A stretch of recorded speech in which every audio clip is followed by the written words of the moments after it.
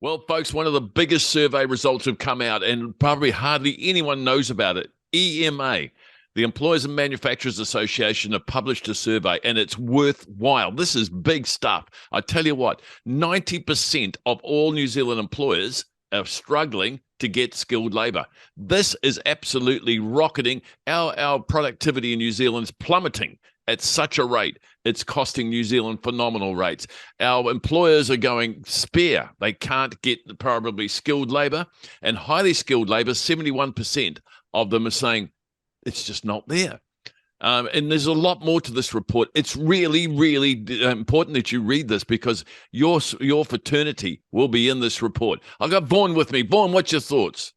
Oh, Max, we're going to agree all day long on this one. And by the way, kia ora, brother. It is good to see you again. And look, okay, Max, the EMA has produced the Skills Shortage Survey 2023. In short, it's brilliant. I mean, I was having to rub my eyes and go, really? EMA did this? It is bloody awesome. 543 businesses surveyed, produced a total of 23 pages of valuable insights. Now, Max, the government has put a lot of effort into analysing the workforce and the skills shortage and that.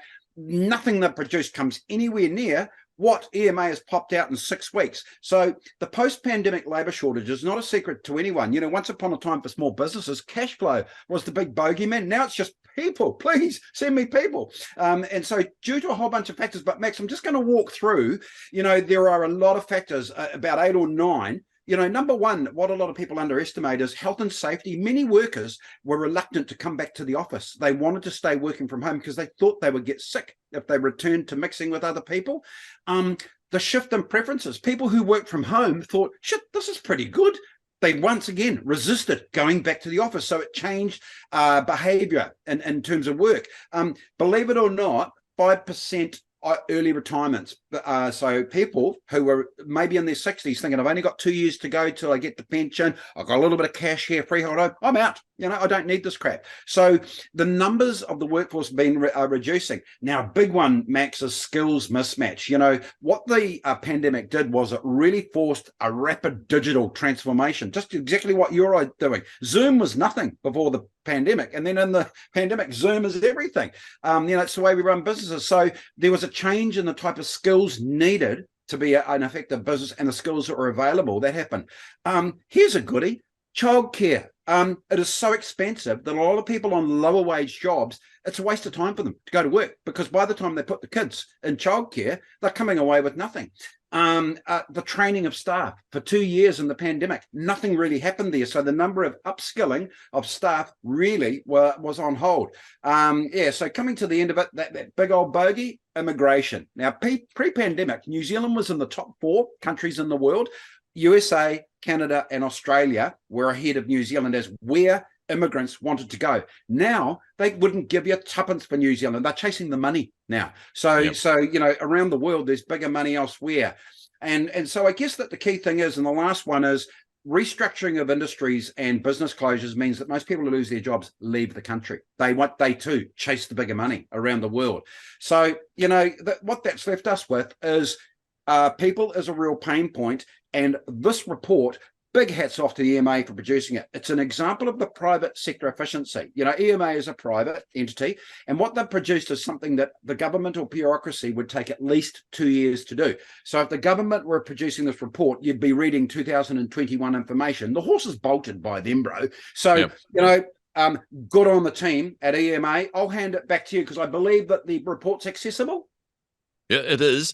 But let's get into a bit further because in the report, it actually identifies the problem and it's immigration policy. And I don't think that'll be any surprise to anybody. But they've gone in a bit deeper and they said the problem is, the government have been trying to address this, but they're looking for university qualifications, whereupon what we need is technical skills. That doesn't necessarily mean university qualifications. And these are the areas that they just can't get in the country. And that's what our country needs right now is those people. And look, our economy's slipping. We're getting into recession. And why, God, please wake up, government. We need to get the immigration done. Michael Wood, you were the minister. I don't know if you still are, but crikey, you really made a bit of a hash of it, but you need to look at it and fix it.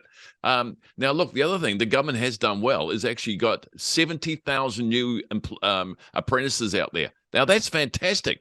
EMA is reporting there's no technical people there to train them.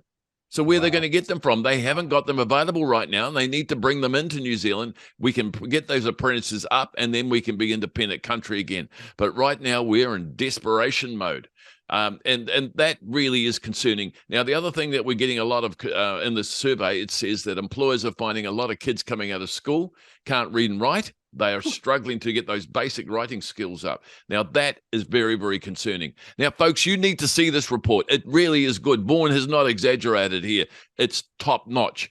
Go to the EMA website. Just scroll right down the bottom, and in there, you'll see that they are very proud of this report. It's sitting there, face up, and you can get it. You don't have to join them. You don't have to pay for it. It is free, and there's a lot of pages in it. It's worthwhile. Hey, Vaughan, thanks for it. You made a very good contribution there. Appreciate it. Kia ora, brother. Catch you up.